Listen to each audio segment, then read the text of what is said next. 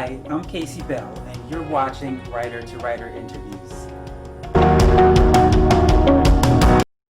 Hi, and welcome to another episode of Writer to Writer Interviews. I'm Casey Bello, your host, and today's writers, are Deborah Reed and Mark M. Bello. Let's take a listen at their interview. How are you? Good. How are you doing? That's not one of my questions. Oh, well, I kind of figured. I'm aware, because I know you, that you write in different genres, which to me is amazing. I have enough trouble writing the stuff I know about because I'm a lawyer and I write about the law. But you apparently write young adult and also the Caitlin O'Reilly series and maybe some other stuff. What would you characterize your genres as, and what motivated you to write in those genres, those particular genres?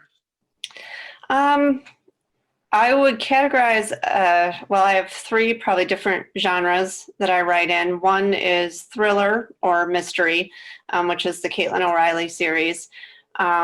One is horror, where I have three different compilations of short horror stories that I put together. And then young adult, which is realistic fiction that deals with issues that young people deal with today, and even adults.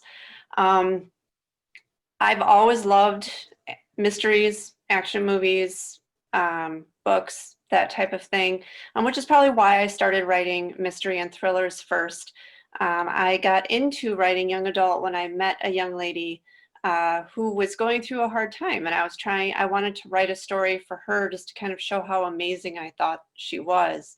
And it just kind of snowballed where I'm like, this is helping people, and I want to keep doing this. And I kept finding stories in the young adult genre, and I really enjoy writing it. Okay. When did you start doing that? How long have you been an author? Well, I wrote my first novel when I was 14. I got serious about it in my mid-20s, and I'm not telling you how old I am now. Right. Well, that leads me right into my next question, which is, and you and I have talked about this in the past. You're, as everybody can see, you're a nice-looking young woman. You're a young wife and mother. I know that. I've read your first Caitlin O'Reilly novel. It's called When Darkness Kills Her, right? Yeah, When Darkness Killed Her. Yeah. And it has a rather elaborate whodunit plot and a kidnapping, and it results in what I hope I'm not giving things away, but it results in multiple murders and cover-ups and stuff like that. It's a great book. I recommend it to Casey's listeners. But my question is, how does a sweet young mother like yourself write these kinds of murder scenes? And what does your husband think? I mean, does he have a lot of insurance? Does he sleep with one eye open? What's the story there? Yeah, he sleeps with one eye open. He's always said if something happens to him to look at me first. No, he really supports me in it, but I do know that sometimes he looks at me a little sideways after reading something, and I can tell he's wondering what's really going on in my head. But I've always There's this little twisted part in you somewhere. What? There's this little twisted part in your brain somewhere. There is. It's very twisted. Yes, I think part of it is wanting to. I feel things very deeply. My mom said as a kid that I was empathetic, not sympathetic. I put my place in the people, I put myself in the place of characters either in a book or in a movie, and therefore I was more affected by both. And I think there's just something inside of me that wants to create something that will help others feel things as deeply as I do, and whether that's kind of a horror or just like in my young adult stories, which are not like mysteries or horror, but just something that's going to get them to feel things and to be able to relate to themselves and understand things about themselves and about other people as well. Now, you're obviously a very creative person. As you've created the various genres you write, what, if anything, have you learned during your journey, whether it's in the creation process or in the marketing process, or perhaps reader reaction process? What if anything have you learned, or what's the most surprising thing you've learned in your experience, in your journey? One of the most surprising things probably is that I have a much more twisted mind than I originally realized. But I think probably one of the biggest things that surprised me was realizing how much my writing can help other people. And like, putting the mystery aside, and again, kind of talking for a minute about the young adult, I put a message in all of my young adult books to kind of help people, and young people especially, to navigate this thing called life, which can be very difficult to do. And so I try to put a message in there to kind of help and to bring awareness to certain issues. And just the response I have gotten from parents, from young people themselves, about how it has helped them. And it really just makes me want to keep writing and using that avenue that I have with something I'm passionate about, which is writing to help other people. And I'm excited to be able to do that. Do you have any advice for aspiring authors who might be, I don't know, I mean, it took me, I didn't start writing until I was in my 60s. I found the experience during my life quite overwhelming. The idea, when we get into my segment, you'll find that I have, my first book was 35 years in the making. It can be an overwhelming experience. You don't think you have it in you, let's say. What's your best advice for an aspiring author who might feel, I've got this in me, but I just can't pull the trigger? I would say, because I have felt overwhelmed. In fact, I still feel overwhelmed. Like when I'm at the start of a new novel and I have to think about everything I have to try to put in there and link together, and just the whole process. Start small. There are two things that I do, or tell people to do. Everyone has 10 minutes a day. Write for 10 minutes a day. If you get on a roll and you can keep going, that's great. If you're struggling with it, get up, find something else to do. If you come back to it that day, fine. If you wait until tomorrow or the next day, that's fine. But take that small amount of time, because you have an end in sight. And sometimes that helps. Also, I have started getting up early every morning before my kids get up, and I write a minimum That's of hard to do. 500. What? That's hard to do, to get up before kids, but go ahead. Yeah. I have a minimum of 500 words that I write per day, and I make sure that I get that done in the morning before my kids get up, before I have to go to work, and that type of thing, because at that point, I don't have to sit there and wonder, am I going to have time later in the day to do it? It's done. I have reached my minimum. If I can go beyond that, that is awesome. That's great. But if I don't, then I have the rest of the day just to kind of think through, what am I going to start writing in the morning? That's great advice. I don't take it. I'm a fits and spurts writer. Sometimes it comes to me and I can write a lot. Sometimes it just doesn't come to me at all, and I step away, which is probably why my first book took 35 years, right? What are you working on now? I'm actually working on a young adult novel right now. It deals with the issues of depression and suicide, actually. So it's kind of a pretty heavy topic. So it's been interesting for me to try to stretch myself to find a way to write about this without it becoming so intense that it's hard for people to read it. So I'm trying to find that balancing act with like some humor, but also bringing in the seriousness of that whole topic. And I'm hoping to release it in September of 2021 because September is Suicide Awareness Month, and I'm hoping that it might be a help to some people during that time as more awareness is brought to that. Please don't go anywhere. We are coming right back after this message. Deborah Reed is a multi-genre author including suspense, thriller, horror, mystery, and young adult. Her young adult books focus on those difficult to discuss topics. For more information on author Deborah and reviews on her books, go to dareedauthor.com.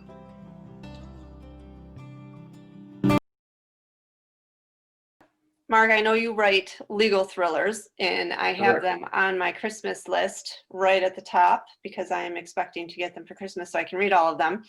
But I know you practiced law for many years, and you even mentioned that you started writing when you were in your 60s. So is there some particular event that caused you to move into writing and becoming an author? Well, yes. And I alluded to it in my questions of you. Back in the 1980s, I had been a lawyer for 6 years. I handled a case that was probably the most challenging case of my career. It wasn't necessarily the biggest case of my career, but certainly the most challenging. 2 boys had been molested by a priest. The church was covering up the priest's prior conduct, and worse, their own knowledge and complicity in the crime. That was typical of the church back then. It felt to me like there was some powerful secret organization or something pulling the strings.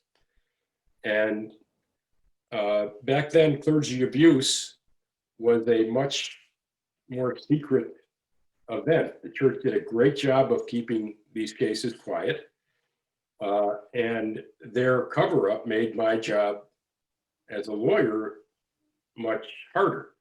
They paid off victims. They sealed litigation files. And what I want you to understand about that is that a court file is a public document. You can go to court and you can find out how many times a person or a company or a church has been sued. And that's good information for your litigation. But in the case of the church, they would pay off victims to hide the files. And the church and the court was complicit in this. They would allow, if the 2 parties agreed to it, they would allow the files to be sealed. So you'd have settlement non-disclosure agreements and stuff like that. Worse than that, the priest would get transferred and everybody would keep their mouth shut and the cycle would start all over again in a new parish in a new town. The families would be guilt-tripped into not hurting the church in the national press. And the whole thing, if you think about it, when you consider religion, and I don't know what religion anybody's in, and I'm not knocking anybody's religion, but it blows my mind that a church would be complicit in this stuff. Anyway, the book is loosely based on the case that I handled. It tells the story of a single mother, her 2 boys, and a predator priest who took advantage of the 2 boys. And this is one of the MOs. You get a case where there's a divorce, or a father passes away, and there's a child, a fatherless family that is looking for a male role model, and the church or the priest kind of moves in and does what he does. But in the book, to handle the cover-up, I created this secret organization called the Coalition, and the Coalition's job is to keep things quiet by any means possible. It's quite a story. I call it Spotlight Meets the Firm. If you recall the John Grissom book, where the law firm is controlled by the mafia. Speaking of Spotlight, the movie, a lot of people think that the scandal started in the in Boston with that 1990s event that happened in Boston. It actually, the pictures go all the way back to the 50s, in 1950 for that matter.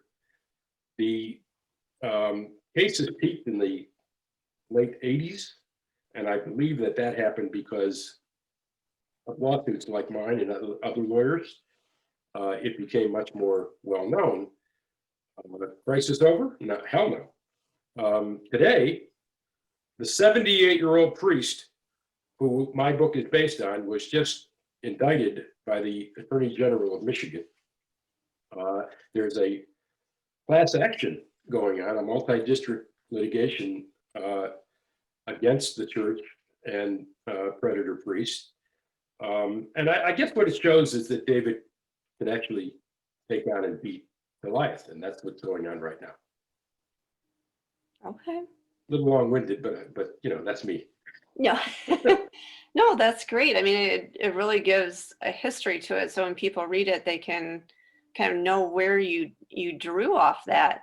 So I know, knowing that is one topic that you wrote about, what are some other topics that you've written about in your novels? And like maybe what's one that you know you would never write on? Which question do you want me to answer first? What other ones have you written about? Well, Betrayal of Faith is the clergy abuse novel. Betrayal of Justice, my second book, is about, it's based on the 2016 election. I was concerned that perhaps a bigoted president might get elected. He said that he would ban all Muslims from America. White supremacists rallied to his side. And I felt that the election and the immigration threat posed by it were serious. And as we have experienced, the mood in this country has changed dramatically. He wanted to build walls on the southern border. My president, back before by the way, I wrote the book before the election was decided. What I was writing about was the president I was concerned he might be. He didn't have to be that president. So I've been accused of doing a hit job on Donald Trump. And my response to that typically is, Donald Trump imitated my president. I didn't imitate him. He chose to be that guy. That's on him, not on me. Betrayal in Blue, my third book, is a follow-up, if you will, on the theme of white supremacy. But it also covers the blue wall, whether or not one cop in a jurisdiction will go after another cop in another jurisdiction.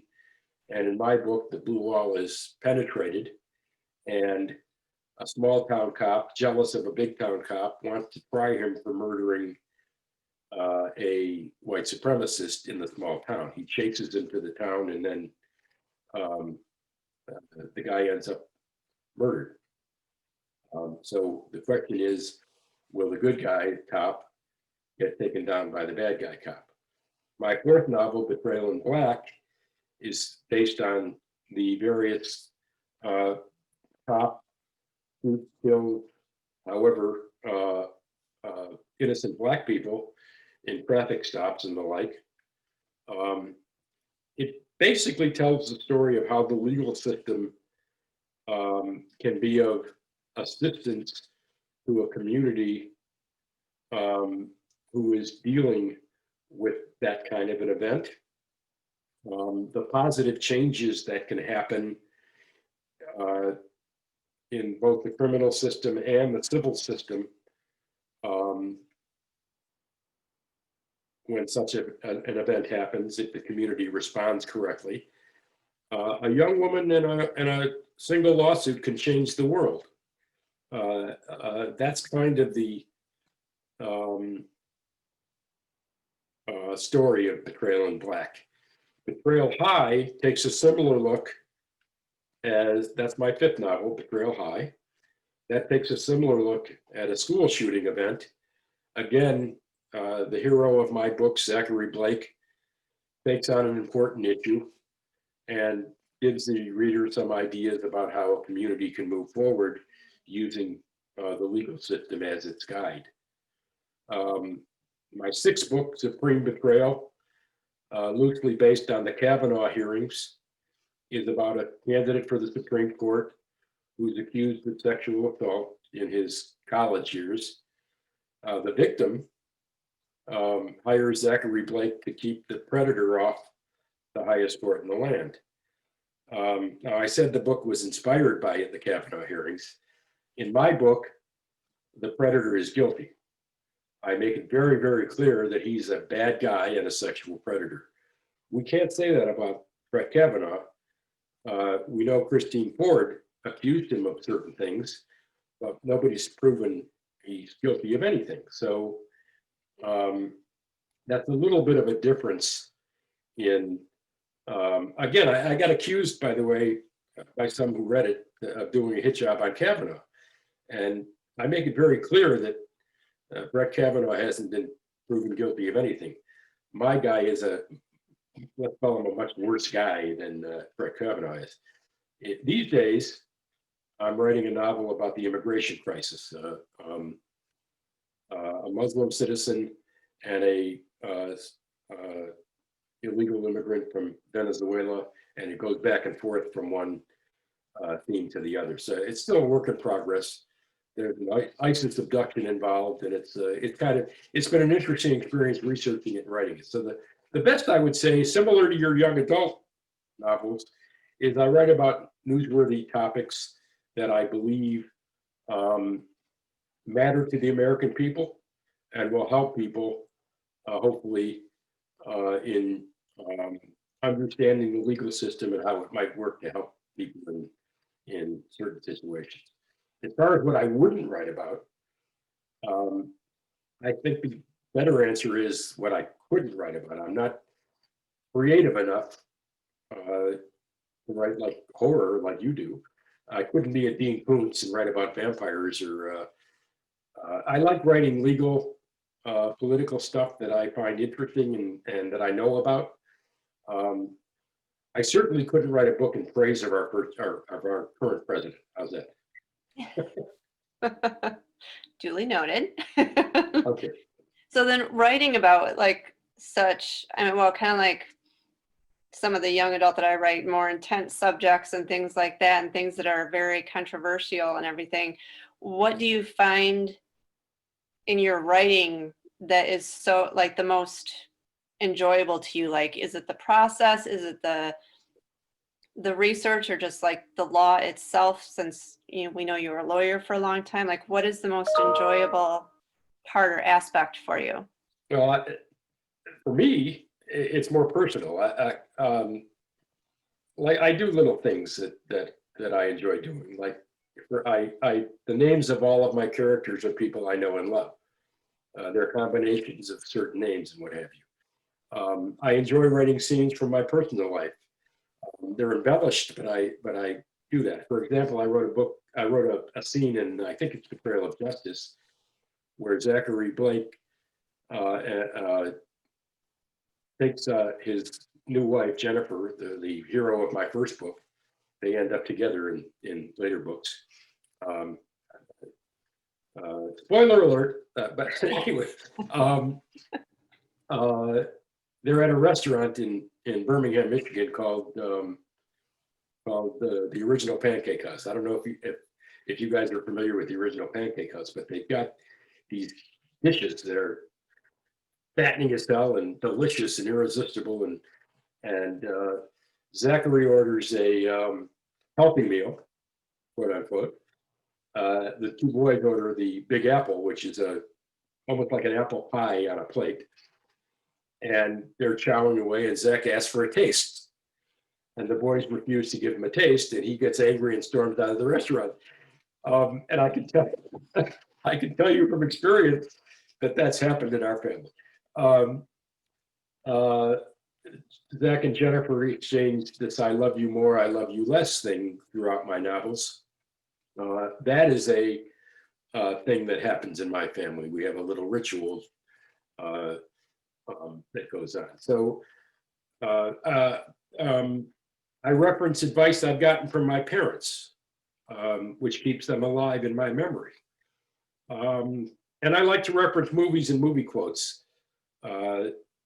So I like adding my little shtick, as they say in Yiddish, to my work. That's what I really like. I enjoy doing that stuff. Yeah. Well, and honestly, I love, especially for family and friends who read your books, that has to be fun if they kind of see themselves in something or something that they've said or things like that. So it's really neat. I'm gonna write a book about some crazy young author that writes novels about things that young beautiful women don't typically write books about. Well, I may have a halo. It just may be held up with horns. I understand. I understand. So, because this is something that all writers have to deal with, have you ever gotten any bad reviews? And like, if you have, like, how do you deal with that? How do you compute that and just move on and keep going? I could have asked you that question. I don't, I honestly, no brag, but I don't get that many negative reviews. My books are pretty positively reviewed. I believe everybody has a right to their opinion. Are they hurtful? Are they momentarily hurtful? Yeah, I mean, nobody likes to be dressed down or criticized, but it's not, in the long run, it's not a big deal. What I don't like are, let's say, bad reviews that are politically motivated. As you can tell from my previous answers, I have a political point of view, and I'm not afraid to express it. And I've had some people attack me politically.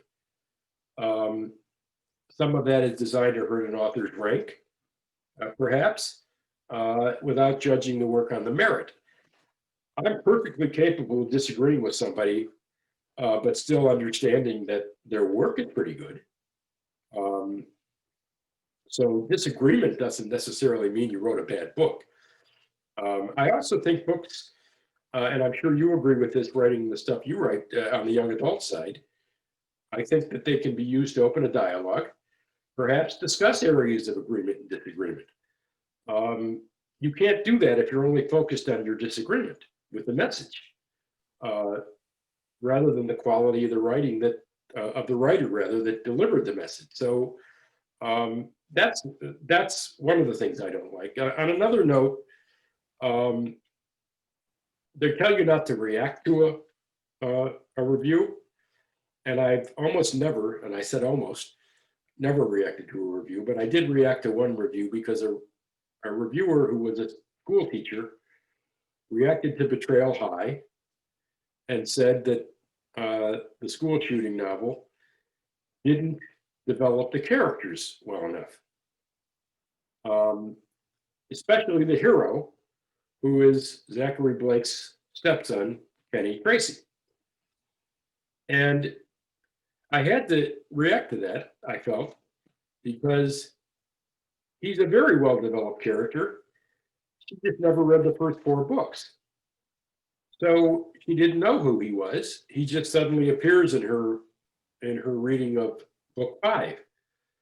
So I responded. I commented on her review and I said, had you read the first 4 books, you would have realized he's a very well-developed character. Then I was kind of sorry I did it. I probably, if I had to do it over again, would not have reacted the way I did. But I just felt, you're reading a series novel. You're in book 5. Perhaps the character was developed somewhere earlier. It makes sense to me. I don't. Yeah, no, I can understand that. But I wouldn't do it. But I wouldn't do it again. Yeah. Well, and I really like what you said about choosing to allow something to be to open a dialogue versus just focusing on what you might disagree on and making letting that make you angry or upset. And I think that's awesome. Yeah, I think so. So, fun question.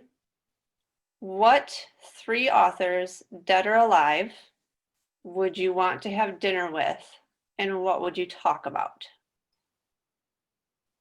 Dinner with. Or drink, or whatever. Ice skating, whatever. I don't know if I can.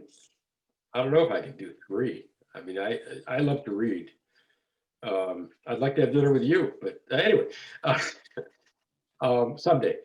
Someday, yes. I'll bring your husband for safety. Daniel Silva. Have you read Daniel Silva? I think one of them, yeah. Well, he's written, I think, 1920 books about Gabriel Allende, who is a Mossad agent. And I'd probably like to read, I'd probably like to have dinner with Daniel Silva and discuss Israel. Tiny little country, completely surrounded on all sides by its enemies. You're not paranoid if they're really out to get you, and that's essentially Israel. And Daniel Silva knows Israel very well, both as a reporter and as an author. I love Pat Conroy. The Prince of Tides was one of the most beautiful books I've ever read. I'd probably like to discuss the English language with Pat Conroy. How do you write so beautifully? Can we talk about my writing and how to improve it? So I'd probably do that. I'd probably enjoy an evening with Ernest Hemingway. Not to discuss writing, but to get fishing, or to go fishing rather, get drunk, and perhaps just shoot the breeze. And to cheat a little bit, I would probably love to have dinner with Ken Follett or George R.R. Martin and ask them how they do what they do. I would just sit, I wouldn't talk to them. I would just sit back and listen. It takes novel writing to a whole nother level. The conversation would probably take several months, no? Yeah. I doubt they do anything in short fashion. So I would probably have to be prepared for days and days and days of conversation or just listening. So that's essentially what. Harper Lee to discuss legal novels, the best legal novel ever. That's kind of where my head is. Interesting question. Yeah. That's all the questions I have. After this message, we will be right back. Mark M. Bello is an award-winning author, attorney, and social justice advocate. His book series, Betrayal, are legal theaters inspired by real cases and events. His latest, Supreme Betrayal, is soon to come. For more information on author Mark Bello, go to markmbello.com.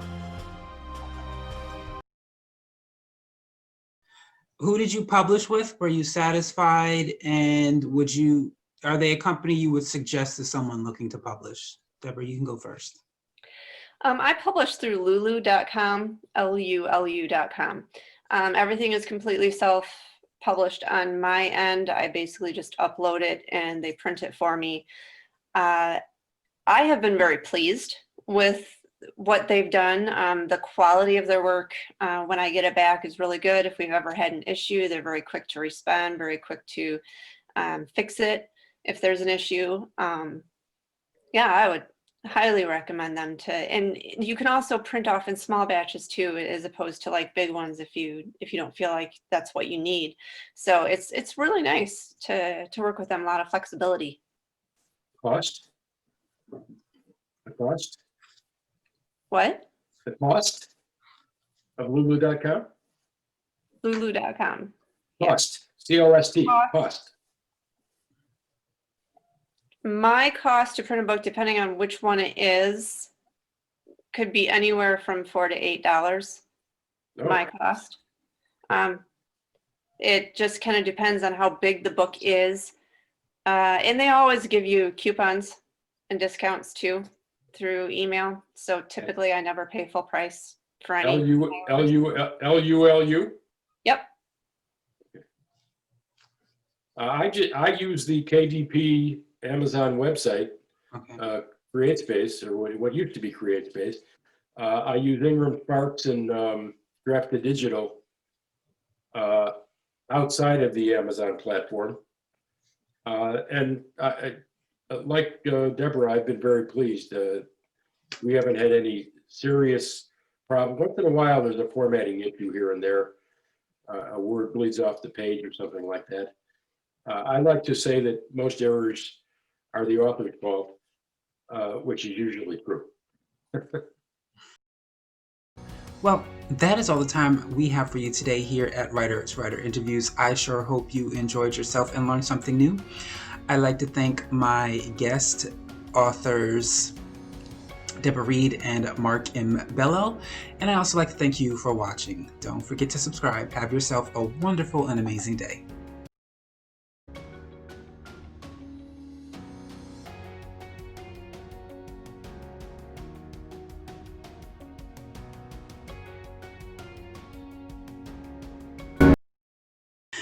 Are you a guest looking for a host to interview you? Or are you a host looking for guests to interview? Radio Guest List is the website for you. It's a free listing of guests looking for shows to interview them, as well as a free listing of shows looking for guests. Whether you're looking for a guest to interview or shows to interview you, go to radioguestlist.com.